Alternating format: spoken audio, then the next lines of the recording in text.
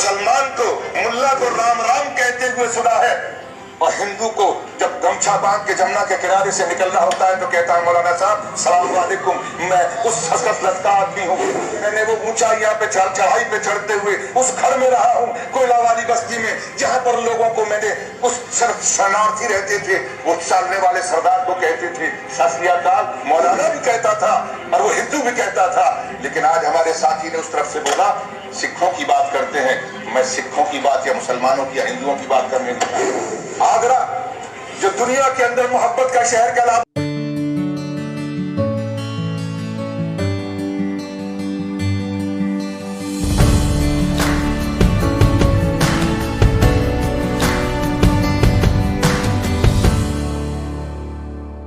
अस्सलामुअलैकुम, नमस्ते, Sat Sri Akal. Welcome to YouTube channel Khaja Mehran reaction. It's me your host Khaja Waseem, मेरे साथ है मेहराना से नाज़रीन।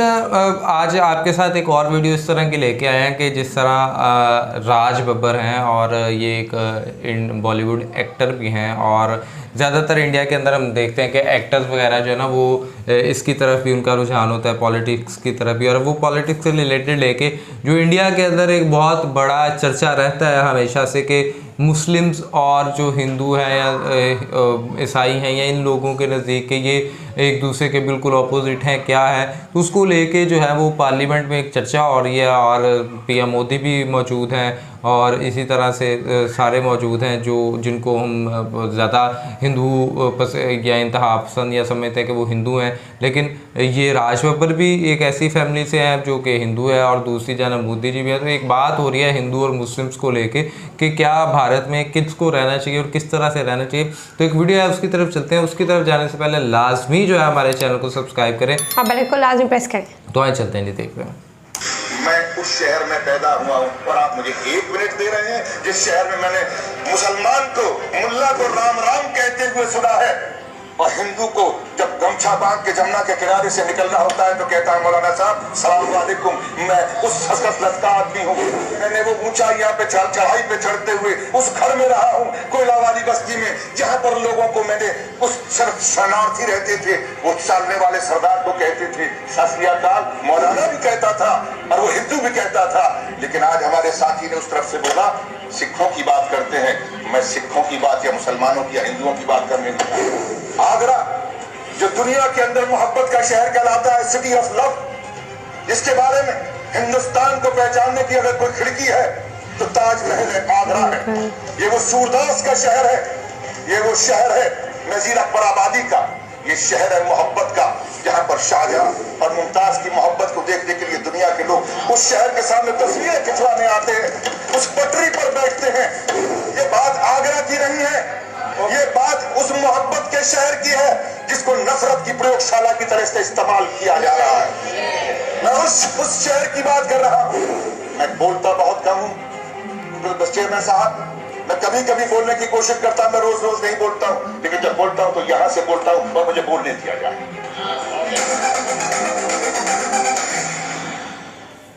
मेरी समझ में नहीं आता, मैं तो जान की अमान चाहता हूँ। जिस तरह के हालात आज बन गए कि संसद में सर कलम करके किसी कदमों पर रखते हैं, जो ऐसे लोग हैं जो सर कलम करने की बात करते हैं और कि इनके मंत्री जो है, उनके विधायक जो है, उनके सांसद जो है, वो खड़े होकर मंचों पर शोक सभा के नाम पर शोक सभा की बात करते हैं। उसमें संवेदना नजर नहीं आती, बात नजर आती है बंदूकों की, बात नजर आती है गोलियों की, बात नजर आती है, बात कही जाती है लाठियों की, बात कही जाती है रेखाएं खींचने की।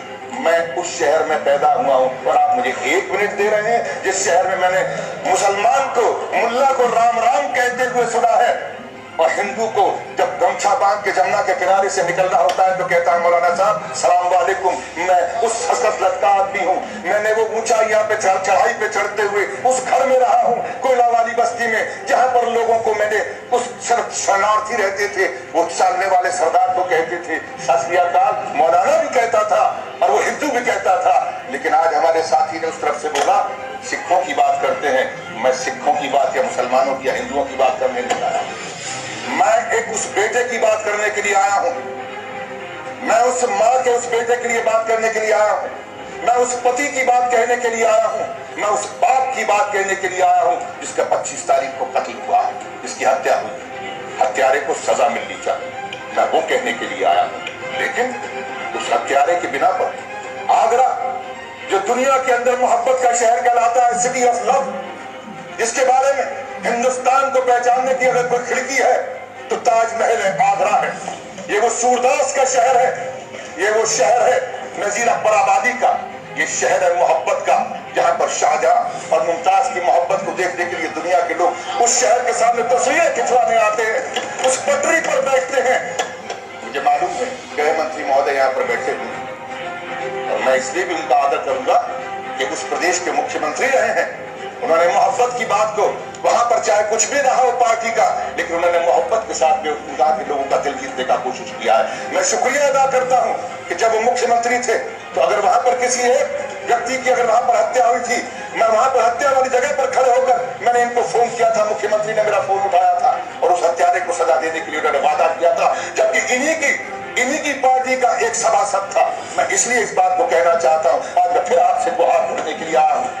आज आप इस देश के गृह मंत्री हैं, मैं आपके माननीय महोदय कहे तो मैं बैठ जाऊंगा। ये बात आगरा की नहीं है, ये बात उस मोहब्बत के शहर की है जिसको नफरत की प्रयोगशाला की तरह से इस्तेमाल किया जा रहा है। मैं उस शहर की बात कर रहा हूं, आगरा शहर। मैं बोलता बहुत कम हूं तो चेयरमैन साहब, मैं कभी कभी बोलने की कोशिश करता हूं, मैं रोज रोज नहीं बोलता हूं, लेकिन जब बोलता हूं तो यहां से बोलता हूं और मुझे बोलने दिया जाए। मैं आज उस शहर की बात कर रहा हूं जिस शहर के अंदर मामूली लोग सिर्फ इसलिए वहां पर चलते हैं कि मुझे उसके साथ में रोजगार करना है। वो जिसके हिंदू की दुकान थी या मुसलमान की दुकान थी, बात ये नहीं है। उस दुकान पर काम करने वाला कौन था? अभी बंद कर, कैसे बंद कर दूं? अब तो खुलने का समय आया, कैसे बंद कर दूं?